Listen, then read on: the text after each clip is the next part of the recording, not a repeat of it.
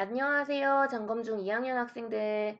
저번 수업 시간에 틀었던 영화는 어떻게 재미있으셨나요? 좀 잔인한 장면이 많기는 했는데, 그래도 당시 상황을 이해하는데 좀 도움이 되지 않을까 해서 기억을 잘 남기기 위해서 좀 준비를 해봤습니다만, 좀 많이 잔인해서 보기가 힘들었다면 미안합니다. 어쨌든 오늘은 예고했던 대로 원래 수업을 진행을 하도록 하겠는데요. 실은 선생님이 평가를 받아보니까 연상군이라는 인물에 대해서 뭐 미친 삐다, 뭐 개자식이다, 제정신이 아닌 것 같다, 요런 얘기가 많이 들려온 것 같았는데요. 근데 여러분 내용을 잘 보시면 아실 텐데 연상군이라는 사람도 그냥 단순한 미치광이로 그런 행동을 했던 건 아니에요. 실은 연상군이 그러한 일들을 일으키는 데에는 여러 가지 좀 조건들이 있었다라는 거고요. 그 부분에 대해서 오늘 좀 본격적으로 알아보도록 할 텐데요. 바로 조선의 정치 상황에 큰 변화가 하나 만들어지게 됩니다. 바로 조선의 지배층이던 양반 세력이 나누어지기 시작했다라는 건데요. 혹시 우리 옛날에 배웠던 고려시대 모습 기억나나요?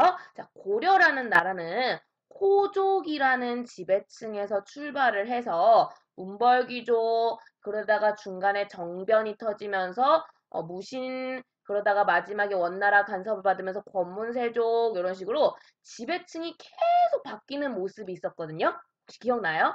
그런데 조선은 이렇지 않았다라는 거야. 조선은 처음부터 끝까지 양반이라고 불리는 세력이 나라를 다스리는 핵심 지배층이에요. 그래서 양반 내에서 권력을 두고 밥그릇 다툼을 하는 그러한 모습이 많이 발견이 되고요. 그런데 처음에 조선 초기에는 조선이란 나라가 아직 완성이 되지 않았기 때문에 이 나라를 만들어가는 과정 속에서 처음에는 양반들이 똘똘 뭉쳤단 말이야. 일단 권력도 나라가 완성이 돼야 만들어지는 거니까.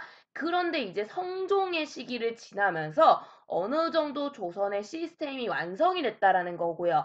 그럼 이 완성된 국가를 누가 어떤 방식으로 관리를 할 것이냐, 요런 걸 둘러싸고 이제 양반층이 크게 훈구파라는 세력과 살인파라는 세력으로 나눠지게 된다라는 거지. 특히 이 둘의 세력이 나눠지는데 큰 역할을 했던 사람은 세조인데요. 기억납니까, 여러분? 우리가 앞에서 조선 임금들 배울 때 대정, 대세, 문단세, 예성까지 배웠거든요. 요 임금들 중에 정상적인 방식이 아닌 방식으로 왕이 됐던 사람이 두 명이 있었어. 남들은 그냥 아빠가 죽고 나서 혹은 아빠가 물려주니까 정상적으로 물려받았는데 딱 둘. 하나가 태종 이방원이고요. 왕자의 난이란 사건이 있었죠. 또 하나가 세조인데 그런데 이 둘이 난을 일으키고 나서 행보가 되게 달랐던 게 태종은 정말 정말 간절하게 국왕 중심의 정치를 원했었나 봐. 나 빼고는 그 누구도 권력을 가지면 안 돼. 그래서 태종은 자기가 왕이 되고 나서 그 자신을 도왔던 왕자의 난을 함께 일으켰던 세력을 대부분 제거를 해버리거든요. 귀양 보내고 죽여버리고 그 선생님이 학습지에 실어놓은 이야기에도 있는데 그것 때문에 세자와 사이가 나빠졌던 원인이었다고도 썰이 있을 정도로 막 자기 그 부인 집안 외가댁이라든가 다 죽여버려요. 그런 모습이 있어서 실은 태종 시기에는 왕자의 난이란 사건을 통해서 즉위를 했음에도 불구하고 이 태종의 즉위를 도왔던 공신이라고 불리는 공을 크게 세웠던 강력한 신하들이 거의 없었거든요. 그런데 세조는 다릅니다. 세조는 개유정난이라는 사건을 일으키면서 왕권을 굉장히 강화시켰지만 이 왕권을 강하게 유지시켜주는 데는 자기를 돕는 신하들을 굉장히 챙기는 그러니까 개유정난이라는 큰 사건을 함께 일으킬 정도로 얘는 절대 날 배신하지 않는 친구들인 거야. 그래서 이 공신들을 굉장히 잘 챙기는 모습을 보여요. 그러면서 이 공신들의 힘이 점점점 커지게 되는 거고요. 그래서 옛날부터 공을 많이 세운 애들 해가지고 구자가 옛구자에 훈자가 공훈자거든요. 그래서 공을 옛날부터 많이 세웠어. 훈구파라는 이름으로 얘네가 정착을 하기 시작해요. 그러니까 개유정난에서 활약한 사람들이 있을 거죠. 가장 대표적인 사람이 영화 관상에서도 출연하는데요. 한명회라는 사람입니다. 그 전에 얘기했죠. 내 외가댁 조상님이신데 머리가 무지 좋았던 사람이라고 해요. 그래서 일찌감치 세조의 됨됨이라든가 능력치를 간파를 하고 세조를 왕으로 만드는 데 가장 큰 공을 세웠던 공신이 되겠고요. 그래서 이 사람 같은 이러한 훈구파들이 자리를 잡게 되는데 이것 때문에 이들을 중심으로 강력한 신권이 형성이 되는 거죠. 신하들의 힘이 세지는 거야. 그런데 이 신하들의 힘이 세지는 만큼 세조 때는 세조의 왕권 역시도 굉장히 강력했기 때문에 그러니까 신권이 아무리 세져도 결국 그 강력한 신권마저도 왕권으로 제압이 가능한 거야. 왕권이 누를 수 있어. 한 명이가 전하 이러면서 뭘 하려고 해도 세조가 어허 잃어버리면 끝이 나는 거야. 그래가지고 세조 시기에는 이 강력한 신권이 전혀 문제가 되지 않았어요. 문제가 되지 않은데 문제는 세조가 죽고 아들이었던 예종이 2년인가 3년 만에 단명을 해서 일찍 죽어요. 그래서 어린 나이에 성종이 즉위를 했다라는 거지. 심지어 이 성종은 선생님 그때도 그 학습지에도 소개를 했지만 원래라면은 왕이 되기 상당히 힘든 순서 후보였는데 자기의 장인어른이었던 한명회의 공이 굉장히 컸거든요. 성종을 왕으로 만드는데 그러면서 이 훈구파들이 어린 성종을 좀 조종하기가 좋았다라는 거고요. 그런데 이제 성종도 공부를 하고 깨우치고 또 경연 되게 열심히 했던 임금이잖아.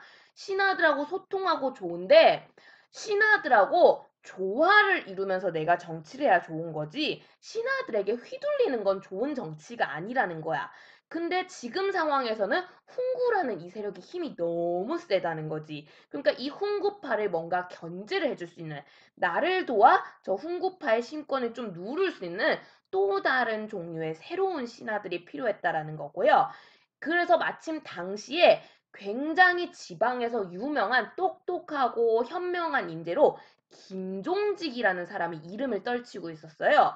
이름에서도 뭔가 되게 타협 없이 떳떳할 것 같지 않나요? 막 직설적으로 할 말 다 하고 좀 그런 사람이 있었거든요. 이 김종직이란 사람을 중심으로 해서 이 사람의 제자들을 새로운 신진 세력, 새롭게 관리로서 뽑게 됩니다. 그래서 이 사람들은 숲을 이룰 정도로 거대한 선비무리가 등용이 됐다라고 해서 사림파라고 부르게 돼요. 이 사자가 선비사자에 림자가 숲을 림자예요. 그래서 선비의 숲을 이룬 거야. 그 여러분 선비하면 이미지가 고고하고 깨끗하고 청렴하고 약간 그런 거잖아.